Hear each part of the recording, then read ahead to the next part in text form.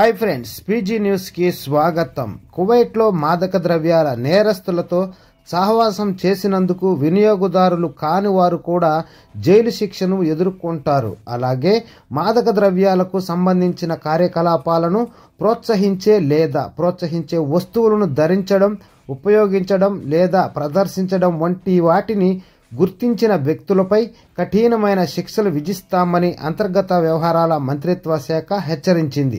చిత్రాలు, చిహ్నాలు, రచనలు లేదా లోగోల ద్వారా కూడా మాదక ద్రవ్యాలకు సంబంధించిన కార్యకలాపాలను ప్రోత్సహించే వస్తువులను ధరించడం, ఉపయోగించడం లేదా ప్రదర్శించడం వంటివి జరిగితే కఠిన చర్యలు తీసుకుంటామని అంతర్గత వ్యవహారాల మంత్రిత్వ శాఖ హెచ్చరించింది. Safe guarding our home land ప్రచారం కింద జారీ చేయబడిన అధికారిక నోటీస్ ప్రకారం ఉల్లంఘించిన వారికి 500 దినార్ల వరకు జరిమానా విధించవచ్చు.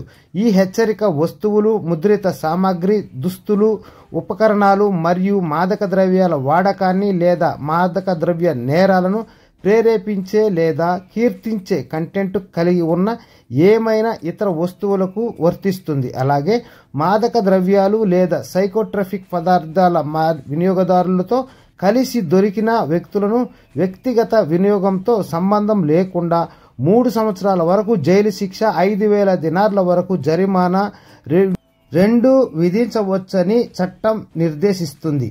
మాదక ద్రవ్యాల ఎదుర్కోవడం, ప్రజా నైతికతను కాపాడటం మరియు జాతీయ భద్రతను బలోపేతం చేయడం కోసం జరుగుతున్న ప్రయత్నాలలో భాగంగా ఈ చర్య తీసుకున్నట్లు అధికారులు నొక్కి చెప్పారు. నిబంధనలను పాటించాలని మరియు ఏదైనా ఉల్లంఘనలు అధికారిక మార్గాల ద్వారా నివేదించాలని మంత్రిత్వ శాఖ ప్రజలకు పిలుపునిచ్చింది. Don't forget to subscribe, like, share. Thanks for watching.